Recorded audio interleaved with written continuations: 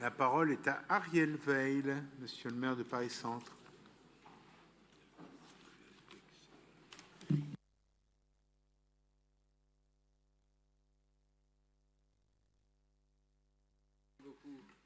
Merci beaucoup, monsieur le maire. Cet été, après que les Jeux de Paris 2024, un siècle après ceux de 1924, oui, un petit miracle s'est produit. Un miracle parce que tout était merveilleux, la maire de Paris l'a rappelé tout à l'heure, depuis la cérémonie d'ouverture des Jeux olympiques jusqu'à la cérémonie de clôture des Jeux paralympiques. Petit miracle parce que c'était ni une surprise ni tout à fait un hasard, c'est un miracle qui masque en réalité 10 ans de préparation et pour certains éléments de décor, même quelques siècles. Un miracle qui annonce 10 ans d'héritage en réalité et pour certains équipements, même quelques siècles. Ces Jeux, ils avaient été conçus d'emblée, peut-être plus que jamais, pour se dérouler au cœur même de la ville. Et nulle part ailleurs, ça n'a été plus éclatant peut-être que dans son centre historique de Paris, avec cette magie tissée entre des siècles d'histoire et l'incroyable créativité de nos athlètes, mais aussi celle de nos artistes et de nos inventeurs. Et d'ailleurs, dit à Rachida Dati et à Jeanne Dautzer que je prends ici, pardonnez-moi, mais je prends la grande définition olympique de Paris-Centre qui incluait cet été, et fort judicieusement j'ai trouvé, autant la place de la Concorde que le site enchanté de la Tour Eiffel. Alors évidemment, j'ai en tête, à l'esprit, la cérémonie d'ouverture sur la Seine, cette grande réussite de Thomas Joly, qu'il faut saluer également, avec son cheval flottant, ses statues, ses bateaux, avec ses surprises. Et cette première qui nous avait tant mobilisés pour sa sécurité, mission impossible, mais mission accomplie, monsieur le préfet de police. Et puis, il y a la Seine.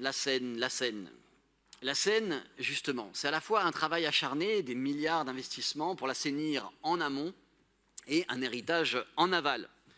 L'héritage de la baignade, bien sûr. Nous étions quelques-uns avec la maire de Paris, avec le préfet de région à nous baigner cet été et l'été prochain.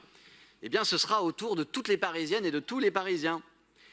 Mais l'héritage aussi d'un fleuve reconquis par les Parisiennes et les Parisiens. Et ici, la parenthèse enchantée, la parenthèse historique aura été celle de quelques décennies d'autoroutes urbaines et d'activités industrielles. Pas enchantée pour tout le monde. Et la piétonisation des berges, Madame la maire, aussi une première étape dans la préparation des Jeux et de leur héritage. Évidemment, j'ai aussi en tête, sécurité oblige, monsieur le préfet, la promenade immense et piétonne dans un Paris largement accessible et piéton. Qu'on se souvienne par exemple de la foule immense et silencieuse, chaque jour plus compacte et fervente. Nous étions à sa rencontre ensemble avec la maire de Paris, venus voir fasciner la vasque olympique de Mathieu Le Hanner s'élever dans les airs. Là aussi, il faut saluer une préparation de plusieurs années avec la réduction progressive de la circulation pour mieux respirer, mais aussi pour mieux circuler quand on le doit, du périphérique au centre de Paris avec ses voies olympiques pour les transports collectifs et la sécurité qu'il faudra pérenniser. Vous avez, monsieur le préfet de police, vous-même comparé, non pas la zone antiterroriste verrouillée, mais la zone dite rouge, à la zone à trafic limité, dont vous aviez souhaité qu'elle soit non une préfiguration, mais plutôt un héritage des Jeux. Eh bien, nous vous avons écouté et suivi. Nous attendons désormais votre signature sur l'arrêté qui, je le comprends, est imminente. Un arrêté commun avec la maire de Paris. Et c'est justement l'occasion de souligner enfin une autre préparation réussie et donc aussi un autre héritage des Jeux. Il était d'ailleurs éclatant tout à l'heure sur cette tribune quand la maire de Paris était entourée de directeurs des Jeux Olympiques et de la directrice des Jeux Paralympiques et de tous les gens qui ont dirigé cette gouvernance dont je veux parler, cette gouvernance partagée qui a fonctionné à merveille entre les différentes entités mobilisées. Ce n'était pas rien, l'État, la ville, le comité des Jeux. Et au-delà de ces chefs et de la première d'entre eux, que soient remerciés ici tous les agents publics de sécurité, de propreté, de santé et tous les nombreux bénévoles aussi, mais que soit aussi tiré le bilan de cette mobilisation exceptionnelle.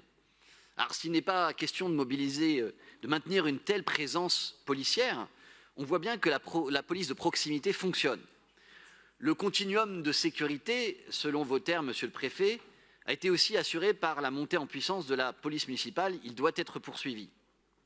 Là encore, nulle part ailleurs, peut-être il n'est plus évident que dans le centre de Paris, avec ses records, fréquentation touristique incomparable, densité maximale de terrasses en milliers, mais aussi plus grand nombre de personnes à la rue. avec la réouverture prochaine au culte et au public de Notre-Dame, le site le plus visité de Paris, avec le Louvre aussi. Les riverains, commerçants, touristes du monde entier attendent qu'une partie importante des effectifs à recruter y soit déployée, cher Nicolas Nordman. Et je veux terminer ici par notre joyau commun, le patrimoine.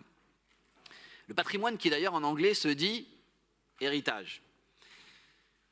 Et la réussite des Jeux, c'est la mise en abîme spectaculaire de ces siècles d'histoire avec lesquels interagissent la technique moderne. Je pense là encore à cette vasque de Mathieu Le Hanner, qui était un hommage au premier vol en ballon à gaz gonflé à l'hydrogène, quelques années avant la Révolution, déjà au Jardin des Tuileries. Cette flamme qui, avec son ballon, éclairait d'une flamme sans combustion la perspective classée des Tuileries et des Champs-Élysées. J'espère qu'elle sera de l'héritage des Jeux. J'ai dit mon avis comme la maire de Paris à ce sujet. Mais le plus important, c'est de comprendre que l'héritage, c'est notre patrimoine. Oui, cela coûte cher et nous avons beaucoup dépensé dans nos églises, nos fontaines et nos sculptures, comme Place de la Concorde ou Place Joachim du Bellay, chère Karen Tayeb. Alors je conclus sur cet enseignement des Jeux. Il ne faut jamais craindre de dépenser pour le patrimoine, car c'est investir dans notre avenir. Merci. Merci, monsieur le maire de Paris Centre, cher Ariel Veil.